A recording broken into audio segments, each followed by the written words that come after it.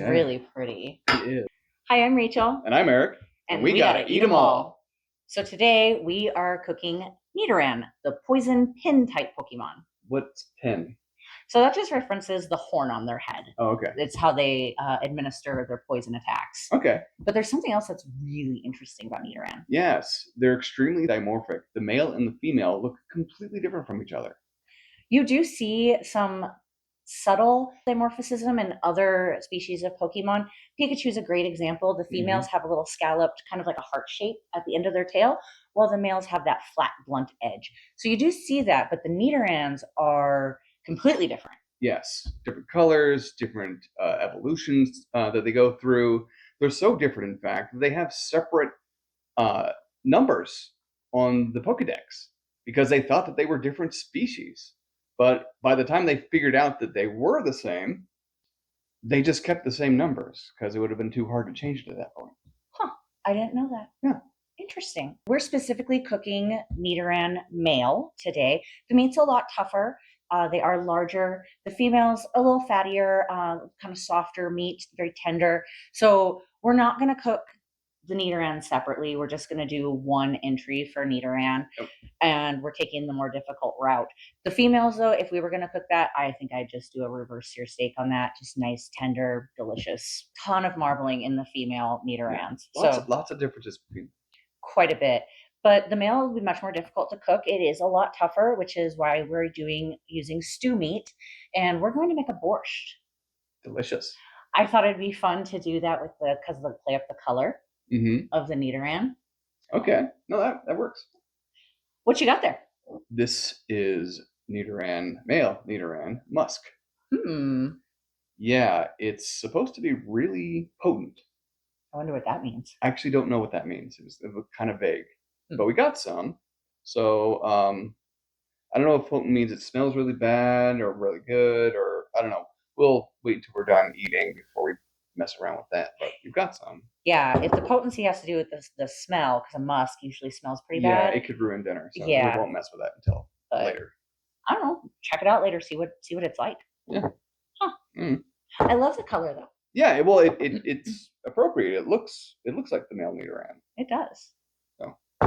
Well, we have a lot of work. A borscht is very involved stew made with beets, and I need to get to grating. So let's get started. Okay. Our first step with a borscht is to boil our meat. Again, like I said, the Nidoran Male, it's very tough. So we're going to boil this for quite a while, and we're using a beef stock to actually boil it down in. I think that'll give it a lot more flavor. We are going to boil this down in about 8 cups of stock. So it's quite a bit, but this is basically going to be your soup base. And then we're going to get our Nidoran meat in there, and we're going to get that boiling for about 45 minutes to an hour.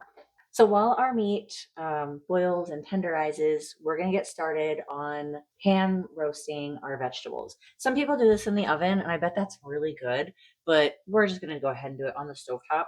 So first we want to heat a little olive oil, and then we also want to use a little vinegar. I decided to use a red wine vinegar.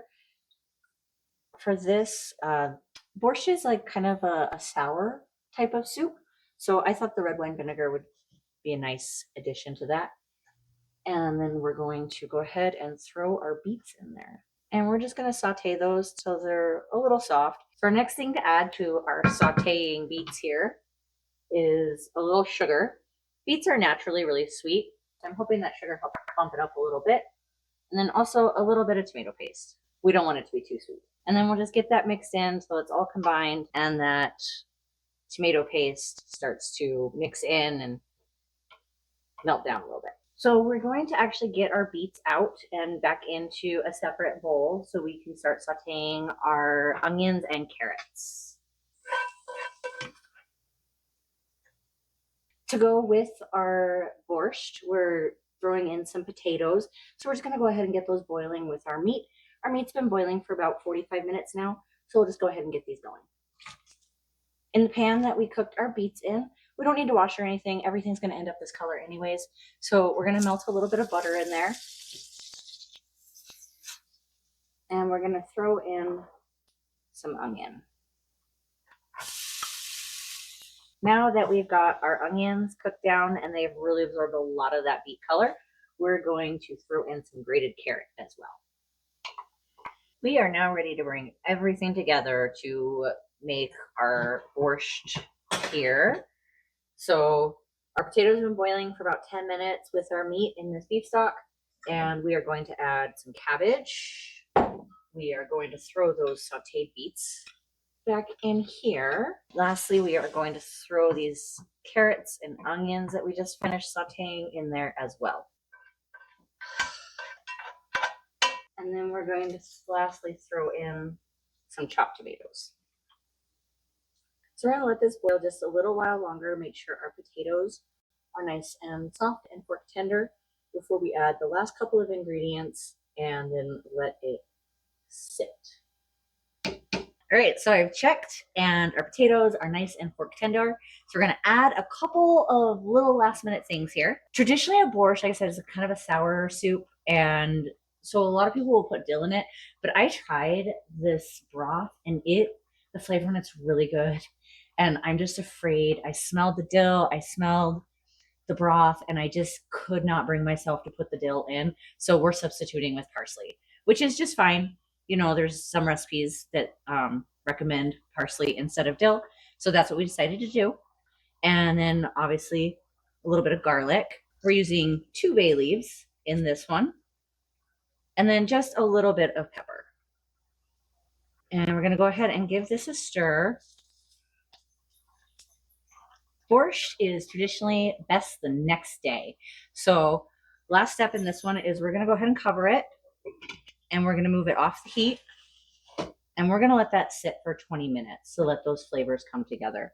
So we will eat this tonight, but I'm really looking forward to our leftovers tomorrow. So now that this has had some time to rest for about 20 minutes, we're going to go ahead and serve it up and see how it turned out. It's really pretty. It is. Got that deep color to it. Yeah, I want to make sure I got some meat. Everything's the same color, so it's hard to see. The beet color is everything. So borscht is traditionally served with a little sour cream on top, so we're going to go ahead and do that. Get a nice big dollop on there. And also, I thought it would be nice to have bread to go with this, so we stopped at a sourdough bakery near us that we just love and got some of their country rustic sourdough bread. All right, let's give this a try. Okay. Some of that meat and a little bit of sour cream in that. You can get the sweetness of the beets. That is actually really good with sour cream. A little bit of the same here.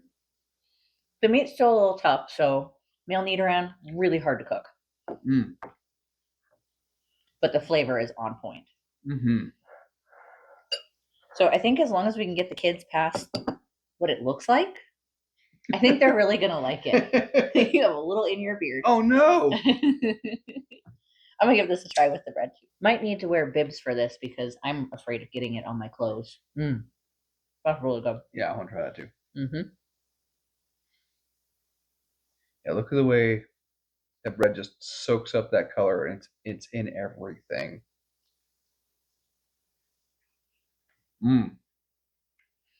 Delicious. I really like this one. A lot of work, but tons of leftovers, and I am really looking forward to tomorrow because traditionally borscht is always better the next day. So looks like lunch is this week. Join us next time. We're going to be cooking clefairy. I'll try this out. Oh my god! Oh, it's in my mouth. Oh my god, that's gross. Whoa! Where did you come from? Don't you smell that? It's vile. Smell what? You smell great, honey. Oh, I need a shower. This is. Oh my god. A hot, steamy shower. Let's get you ready. Hot.